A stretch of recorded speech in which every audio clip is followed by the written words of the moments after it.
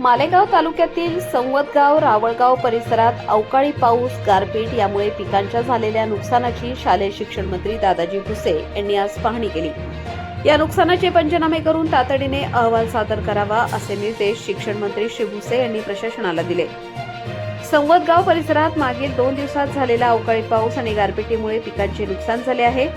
या पार्श्वभूमीवर शालेय शिक्षण मंत्री श्री भुसे यांनी आज सकाळी संवतगाव येथे भेट देत पाहणी केली। तसेच त्यांनी शेतकऱ्यांशी संवाद साधत त्यांना धीर दिला।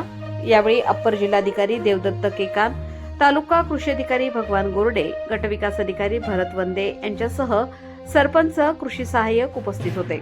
तसेच महसूल, कृषी आणि ग्रामविकास विभागाची आढावा बैठक घेतली। मंत्री श्री भुसे यांनी सांगितले की राज्य शासन शेतकऱ्यांच्या पाठीमागे खंबीरपणे उभे आहे। अवकाळी पाऊस, गारपीट यामुळे शेती पिकांचे नुकसान झाले आहे, त्याचा तातडीने पंचनामा करून अहवाल सादर करावा। बाधित शेतकऱ्यांना मदत मिळवून देण्यासाठी पाठपुरावा करण्यात येईल। एकही बाधित शेतकरी मदतीपासून वंचित राहणार नाही याची दक्षता प्रशासकीय यंत्रणेने घ्यावी असेही त्यांनी सांगितले। दरम्यान अप्पर जिल्हाधिकारी श्री केकान यांनी गाळणे, सतमाने, तालुका मालेगाव परिसरात भेट देत शेतकऱ्यांशी संवाद साधला। प्रशासनाच्या माध्यमातून पंचनाम्यांचे काम तातडीने पूर्ण करण्यात येईल असेही त्यांनी सांगितले।